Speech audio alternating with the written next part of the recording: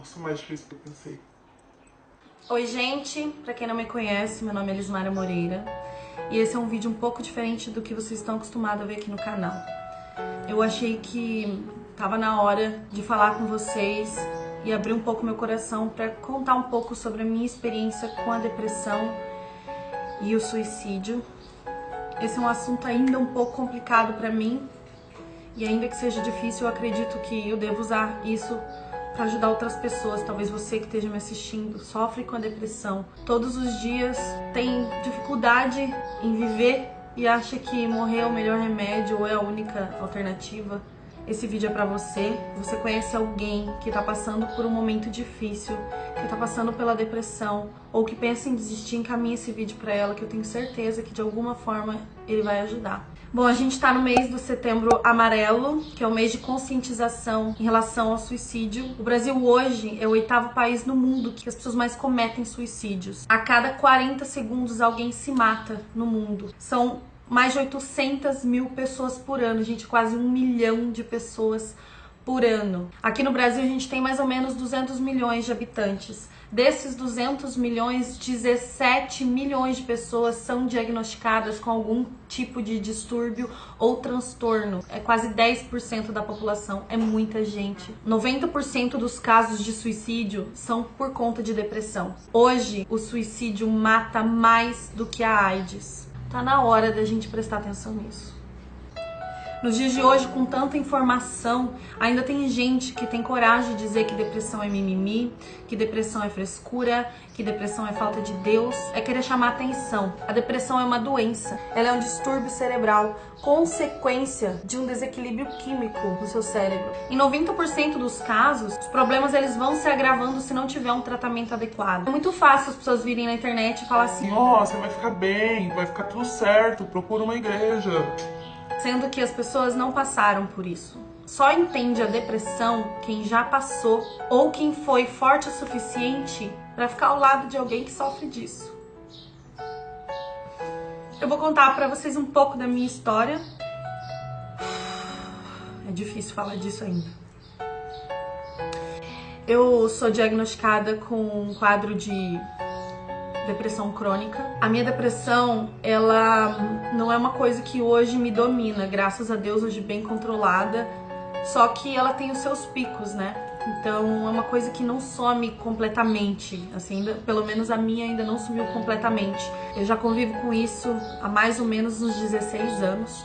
Quando eu era pequena, meus pais não entendiam muito isso e eles achavam muito que era frescura, né? Como a maioria das pessoas. Eu sofri muito bullying na escola. Eu era criança feia, eu era muito cafona, as pessoas zoavam meu cabelo, o meu nome, eu fui muito zoada na escola. Então, pra mim, a escola foi uma coisa muito complicada de se passar. O pior era em casa, porque eu sempre tive uma relação muito conturbada com a minha mãe. E antes de mais nada, eu quero pedir pra vocês de coração, assim, que independente do que eu for dizer aqui, eu peço que vocês não julguem a minha mãe, porque hoje eu entendo ela. Eu fui a primeira filha, ela não sabia bem como me criar. E ela teve uma infância muito difícil, porque essa dor foi minha, esse sofrimento foi meu e eu perdoei. Então, eu estudava muito, porque eu queria ser inteligente. Na minha cabeça, se eu fosse inteligente, as pessoas iam parar de fazer bullying comigo, iam parar de me incomodar na escola, sabe? E eu ia trazer orgulho pra dentro de casa. Então, na minha cabeça, era isso que eu tinha que fazer para as coisas melhorarem. Só que não adiantava muito, porque a minha mãe chegava na escola para pegar meu boletim e as pessoas falavam: meu Deus, essa menina é muito inteligente, mas ela conversa demais na aula, porque ela aprende rápido e daí ela começa a conversar. Aí, ao invés da minha mãe me parabenizar pelas minhas notas, chegava em casa e ela me batia, porque eu era uma menina que na cabeça dela tava fazendo ela passar vergonha na escola, ou porque eu tava dando problema. E aí é sempre essa comparação entre eu e a minha irmã, que eu tinha que ser como ela. Eu odiava limpar a casa quando eu era pequena, então eu apanhava muito pra limpar a casa. Minha irmã já era muito mais dona de casa, então ela queria que eu fosse esse tipo de criança, mas a minha personalidade era totalmente diferente e ela não conseguia entender isso. Então isso ia me frustrando, começou a me frustrar aí. As coisas só se agravavam dia após dia. A minha mãe muitas vezes falava assim que eu não ia ser ninguém, porque eu dava muito problema. E as palavras que ela me dizia me magoavam muito. Eu sei que ela falava da boca pra fora, mas doía. Falava muito que eu devia ter nascido morta, que ela devia ter me abortado, que eu devia morrer, que eu devia sumir. E o meu maior problema começou a ser instalado aí, que foi a rejeição. Eu me sentia muito rejeitada pela pessoa que mais eu queria ser amada, sabe? Era muito difícil. E aí eu fui crescendo, os problemas foram piorando, foi se intensificando, até que um dia eu comecei a me cortar. Eu me machucava porque, de alguma forma, eu queria que a dor fosse física, porque a dor aqui dentro era muito pior do que a dor física, mas não passava. Até que chegou uma época que eu lembro que eu não tinha vontade de acordar mais. Era muito difícil passar o dia.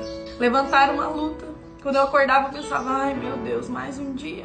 Tinha que passar a luta na escola, chegava em casa, era uma luta em casa, eu apanhava muito. Então, pra mim, viver era um fardo. Começou a ser um fardo. Com o tempo, eu comecei a ter pensamentos suicidas. Cada briga que eu tinha na minha casa, eu voltava pro meu quarto e pensava assim, e se eu me matasse hoje? Não ia fazer diferença. Coisas começaram a se tornar, tipo, dramáticas demais, né? Quando eu não limpava a louça direito, eu apanhava e eu chorava e eu queria morrer. Porque eu me sentia uma inútil. Porque a minha mãe dizia que eu era inútil. Quando alguém brigava comigo na escola e a professora chamava a minha mãe, eu queria morrer porque eu achava que eu dava problema pra minha família. E aí a minha mãe começou a achar que eu era uma adolescente rebelde. Mas não era uma adolescente rebelde, porque eu queria ser rebelde. Só que doía muito. E quando eu sentia raiva, eu chorava. Tem muita gente que chora quando tem raiva, né? Eu sou uma pessoa que quando tô com raiva, eu choro. Porque eu acho que a raiva é um sentimento tão ruim que ele não cabe dentro de uma pessoa boa. E aí você chora. Tudo começou a ser um motivo pra eu morrer. E aí eu comecei a pensar como eu devia me matar. O medo de não morrer era pior do que o medo de morrer. Olha que louco. Eu tinha vontade de matar, mas eu tinha medo de me jogar na frente de um caminhão e ficar aleijado ao invés de morrer. O medo de ficar viva era muito grande. E chegou o dia que eu perdi o medo.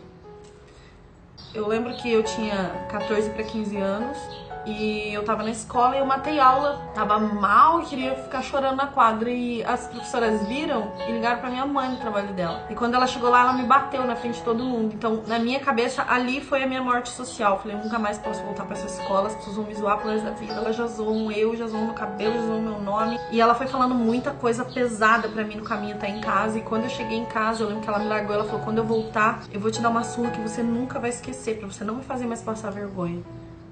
Eu lembro que naquele dia eu tomei coragem. Ai, gente, dói, porque eu era só uma criança, sabe? E meus pais voltaram pro trabalho, eu fiquei sozinha em casa. E eu lembro que eu cheguei em casa, eu peguei todos os remédios que tinha.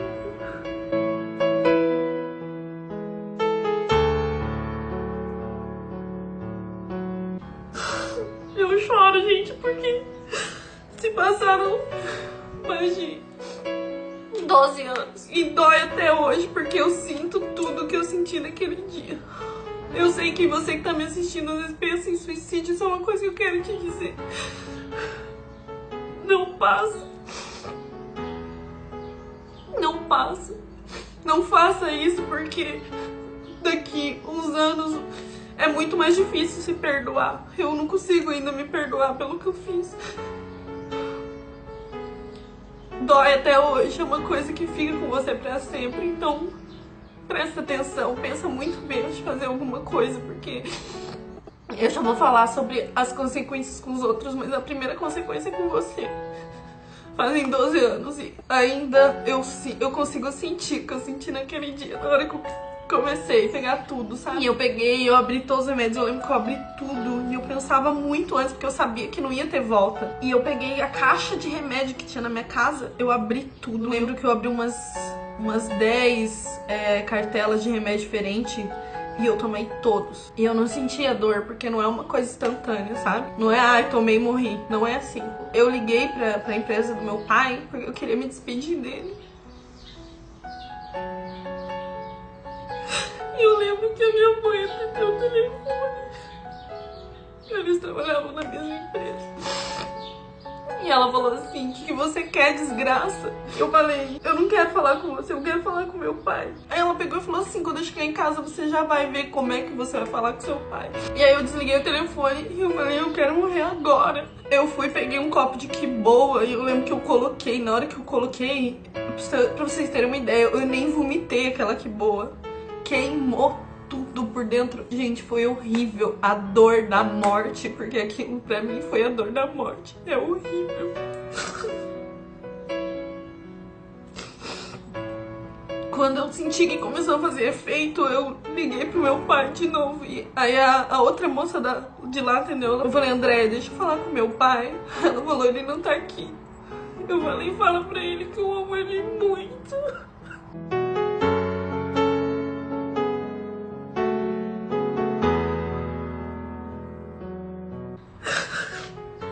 Eu amo ele muito. Ela falou, Lismara, o que você tá fazendo? O que tá acontecendo? Aí ela se ligou que tinha alguma coisa errada. Ela falou, vou ligar pro seu pai. E aí eu falei, não precisa, só fala que eu amo ele demais. E desliguei o telefone. E aí, gente, eu vou falar bem a verdade pra vocês. Eu lembro só flashes daí, porque eu desmaiei. Eu acordei com muita dor e desmaiei de novo. Quando eu acordei, o meu pai já tava na minha casa. Eu tava caída no chão. E o meu pai tava me arrastando pra tentar me levar pro carro. Na hora que ele me colocou no carro, eu gritava muito, porque a dor era insuportável. Gente, eu não sei explicar pra vocês. É insuportável. Ele ligou e falou, Vanete, eu tenho que levar a Lismara pro hospital agora, não sei o que, não sei o que. Aí nisso, acho que eu já desmaiei no carro de novo.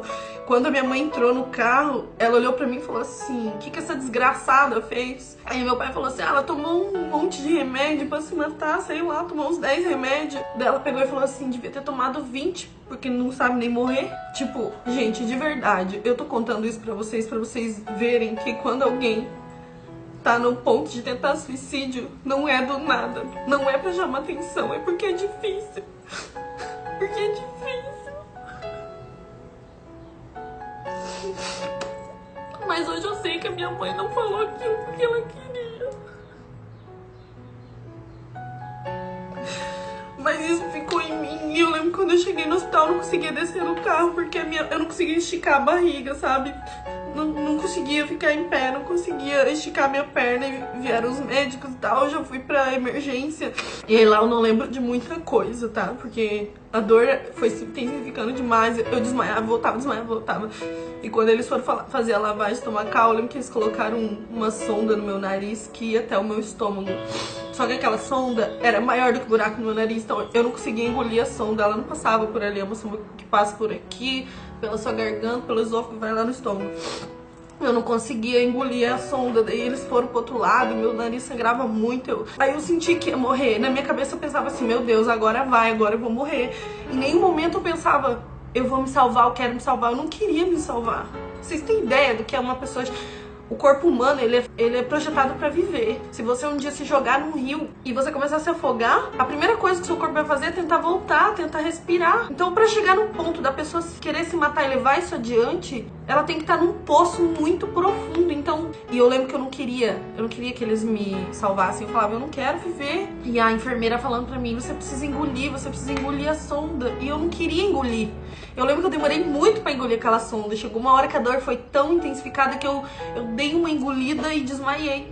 Aí eu não lembro como foi o procedimento, porque eu só lembro quando eu voltei pro quarto. Quando eu cheguei no quarto, a minha tia foi lá, ficou um pouco comigo e tal, mas teve que sair porque tinha os horários pra eu poder ficar ali, né? E aí vem a parte mais forte pra mim. Tem um vídeo aqui no meu canal onde eu conto pra vocês a história dessa tatuagem. Eu vou deixar linkado aqui pra vocês verem. O que eu não contei foi a história inteira, que eu contei no meu Instagram. Inclusive, vou deixar aqui o meu Instagram pra vocês me acompanharem lá. Volta e meia eu falo sobre esses assuntos que eu acho importante. Nos meus destaques do Instagram tá o meu testemunho inteiro, que eu vou contar hoje aqui pra vocês. Quando a minha tia saiu do quarto, eu caí em choro, porque eu comecei a pensar que eu era tão inútil que eu não conseguia nem morrer. E naquele momento, entrou o médico na sala, ele olhou pra mim muito calmo, e ele falou assim, por que você fez isso? Você é tão jovem. E aí eu me abri pra ele, eu falei, olha, falar bem a verdade pra você, eu não sei porque eu vim pro mundo, eu não sei porque eu vivo. Eu não tenho vontade de viver. Se viver, sofrer, eu não quero viver. E ele falou assim, aí ele pegou e botou a mão assim na máquina de batimentos. Ele falou, você sabe o que é isso aqui? Aí eu falei, sei, são os meus batimentos. Ele falou, não, isso aqui é um resumo da vida. Eu falei, como assim? Aí ele foi com o dedo assim, ó, gente, na máquina. Ele falou assim, na vida, se você não tiver altos e baixos, você morre.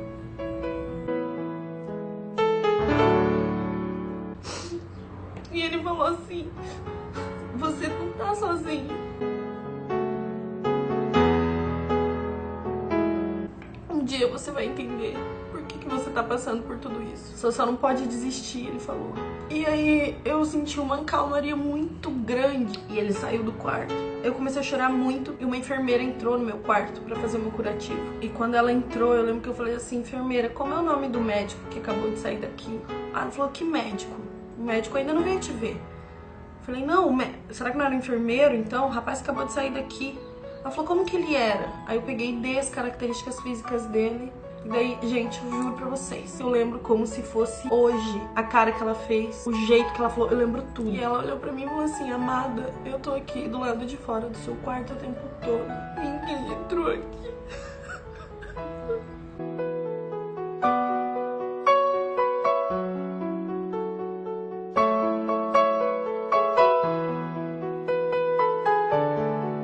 Quando ela falou isso, eu me calei, eu não entendi e eu nunca contei isso pra ninguém. Naquele dia eu cheguei na minha casa e os meus pais não falaram do assunto. A única coisa que meu pai falou, ele olhou pra mim e falou, Lismara, quer dizer que você não queria estar aqui com a gente hoje? Eu falei, não. Ele falou, por quê? Você tem tudo. Esse é um grande erro das pessoas achar que só sofre de depressão quem não tem família, quem passou por um luto. Depressão não escolhe ninguém. E nunca mais, gente, até o dia de hoje, nunca mais os meus pais tocaram nesse assunto na minha casa. Eles nunca falaram comigo, porque eu sei que eles talvez não tenham preparo pra isso, mas nunca minha mãe chegou e falou assim, filha, você tá bem? Você quer conversar? Eu encontrava esse apoio nos meus amigos, de verdade. Eu sei que hoje você não vê uma saída. Eu sei que hoje você não vê um motivo pra continuar. Eu sei que você hoje acha que a sua dor é tão grande que ninguém vai entender ela ou que você nunca vai conseguir deixar a dor embora. Eu sei que é difícil pra você ouvir isso. Mas vai passar. Eu entendo você.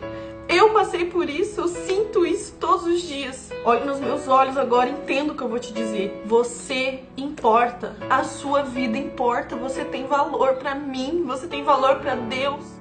Você acha que é mais fácil acabar com a sua vida do que com a sua dor. Eu gostaria que você agora se colocasse no lugar que eu vou te pôr. Imagine que você tentou o suicídio, que deu certo, que você morreu. Você não tá mais aqui. Você acha que as pessoas vão sofrer um pouco, mas depois vai passar, né? Então, eu quero que você agora traga na sua frente a pessoa que você mais ama na sua vida. Seja sua mãe, seja seu pai, um marido, uma esposa, um filho, um irmão ou um melhor amigo. Alguém que você ama muito e que você sabe que te ama também. Colocou essa pessoa na sua frente? Agora imagine que você morreu e olha pra ela. Eu já perdi uma pessoa pro suicídio. E não é você que morre. Não é a sua dor que morre, não é o seu problema que morre. As pessoas ao seu redor morrem também. A vida toda, não é um ano, não é 5 meses, não é, sei lá, 5 anos. A vida toda, essas pessoas vão se culpar, mesmo sabendo que elas não tiveram culpa. As pessoas vão pensar, o que faltou eu fazer? Será que faltou eu prestar atenção no meu filho? Será que faltou eu prestar atenção no meu amigo? Será que ele tava me pedindo ajuda e eu não percebi? Será que eu podia ter evitado? Será que eu podia ter feito alguma coisa? Ele nunca vai te ver com os olhos de um suicida, ele vai continuar te vendo com os olhos de filho. Aquele seu amigo que te perder vai continuar pensando nos momentos bons, nas conversas, nas risadas. A sua namorada vai lembrar da música de você. O seu marido vai pensar naquele jantar que ele queria ter te levado e não te levou. Tudo isso, gente, mata as pessoas ao seu redor, não mata só você. Não tenha vergonha de dizer que você precisa de ajuda. Você precisa falar com alguém. Não se isole. Não ache que o mundo tá contra você. Procure ajuda. Se você precisar se medicar, se medique. Se você achar que você vai encontrar um caminho em Deus, procure a Deus. Eu encontrei em Jesus. Eu tô usando essa camisa amarela hoje da Jornada Jovem, que foi um movimento que eu comecei a participar que mudou a minha vida. Eu sei que muita gente me julga pelo meu jeito de falar, por eu ser meio bagaceira, por às vezes eu falar palavrão, ou por eu postar alguma foto um pouco mais ousada. E as pessoas acham que eu não tenho direito de falar de Deus. Mas eu não tô nem aí. E eu tô aqui pra falar pra você que Deus não desistiu de você, Ele não esqueceu de você. Ele não esqueceu de mim no momento que eu esqueci dele.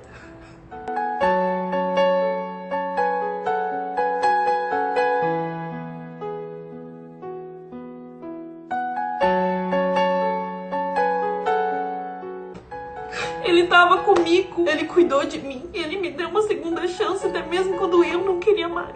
E eu duvido que esse Deus que não esqueceu de mim, eu duvido que ele esqueça de você. Como diz a música, não importa quem você é, não importa o que você fez, Jesus conhece o seu interior, ele sabe da tua dor, fala com ele. Você acha que Deus não te escuta? Porque as coisas estão difíceis, eu quero que você preste muita atenção no que eu vou falar agora. É justamente pelo buraco da ferida que a luz entra em você. Eu precisei passar por tudo isso na minha vida pra hoje entender, perdoar a minha mãe, porque eu entendi que ela também estava ferida e que ela não conseguia ver a minha. Mas Deus viu e Ele colocou pessoas na minha vida que viu também. E eu tenho certeza que você tem aí um amigo, alguém que você pode contar, alguém que você pode conversar e confiar. Isso é Deus através dele. Eu acredito muito que Deus usa as pessoas pra chegar na gente. E se você for ateu, tudo bem também. Você só não pode perder a fé e a esperança. Se você não tem fé, não perca a esperança na ciência, porque ela tá aí pra ajudar. Se você precisar ser medicado, se medique. Se você precisar de terapia, vai. Isso não é pra gente louca. A terapia te ajuda a lidar com pessoas que deveriam fazer terapia e não fazem. Eu vou deixar na descrição sites de ajuda pra você. Esse aqui é um número que você tem que ligar quando você estiver sentindo que você quer desistir. Abre seu coração, porque eles vão estar lá pra te ouvir. Eles vão estar lá pra te ajudar. E se você não tem depressão, se você nunca pensou em se matar, a única coisa que eu quero pedir pra você é: dê o seu ouvido pra alguém. Aquela pessoa que você não conversa há muito tempo, liga pra ela, ela tá precisando de você. Aquele seu amigo que se isolou de todo mundo, chama ele pra sair, chama ele pra dar uma volta, não desiste dele. Você pode ser canal de bênção na vida de outra pessoa. Por isso ame mais, abrace mais, pois não sabemos quanto tempo temos pra respirar.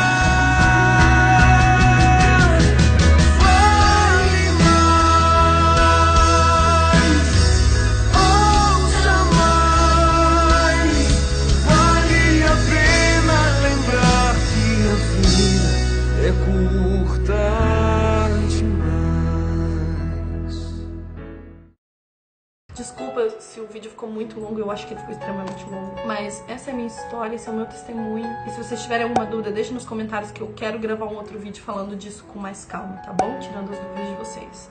E não se esqueçam, por favor, depressão não é brincadeira. Depressão é doença e ela precisa de tratamento. E você que se sente sozinho, você não tá sozinho. Eu tô com você, Jesus tá com você. Mesmo que você não veja, Ele tá do seu lado, tá bom? E é isso. Um grande beijo pra vocês. Fiquem com Deus e até a próxima.